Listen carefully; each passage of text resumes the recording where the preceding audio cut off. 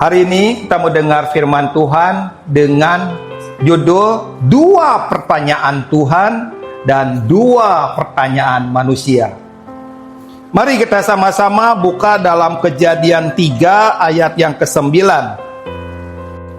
Kejadian 3 ayat 9 mengatakan, tetapi Tuhan memanggil manusia itu dan berfirman kepadanya, di manakah engkau? Ini adalah pertanyaan pertama dari hati Tuhan kepada manusia. Tuhan bertanya, di manakah engkau? Apakah Tuhan tidak tahu kalau Adam bersembunyi di balik semak-semak? Tahulah.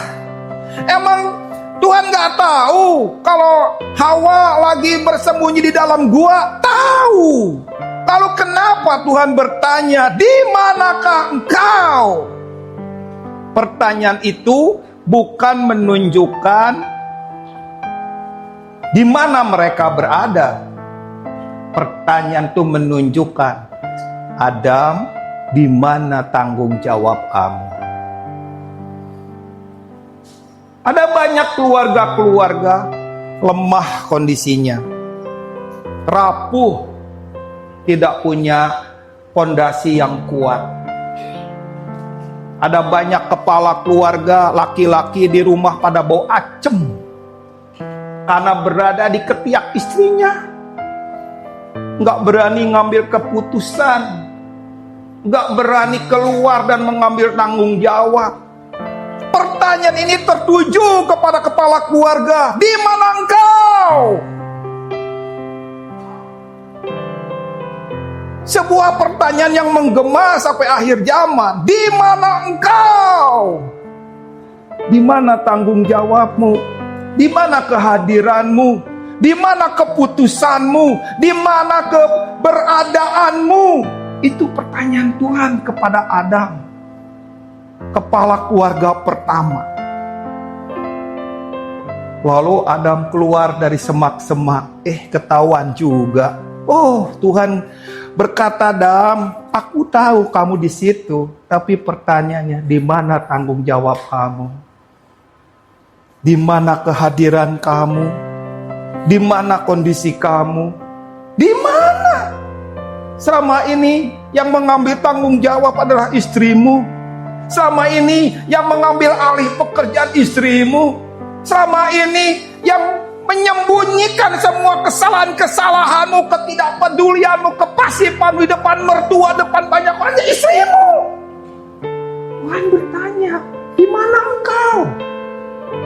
Hal seperti ini harusnya kita sebagai laki-laki kepala keluarga muncul. Ini aku, Tuhan. Ini aku. Berdiri. Harusnya. Jangan kayak Adam. Tuhan, ini wanita yang kau tempatkan kepadaku ini nih. Dia nih, gara-gara dia, karena dia aku jadi sebegini. Aku jadi makan buah yang kau larang. Harusnya Adam gak begitu.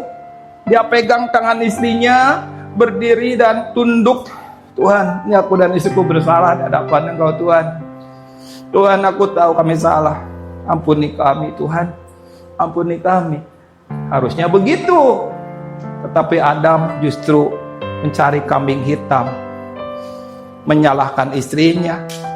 Si istri belajar dari suaminya. Oh gitu ya. Lalu dia bilang kepada si ular, gara-gara lu. Dia si Tuhan, si ular nih. Lalu si ularnya celingak-celinguk. Nah, gue mau nyalahin siapa? Gak ada lagi. Sebuah pertanyaan yang harus dijawab sebelum kita masuk ke dalam peti mati. Di mana kau? Pertanyaan ini pertanyaan yang harus dibawa pulang. Di mana engkau? Di mana engkau? Di mana tanggung jawabmu? Di mana kehadiranmu? Di mana kepemimpinanmu? Di mana keputusan? Di mana posisimu sebagai kepala keluarga? Sebagai suami, sebagai laki-laki di rumah yang dipercaya Tuhan untuk memimpin, sebagai kepala keluarga. Itu pertanyaan Tuhan yang pertama. Lalu di mana dengan pertanyaan Tuhan yang kedua? Pertanyaan Tuhan yang kedua di dalam Kejadian 4 ayat yang ke-9. Firman Tuhan kepada Kain, "Di mana Habel adikmu itu?" Itu pertanyaan kedua.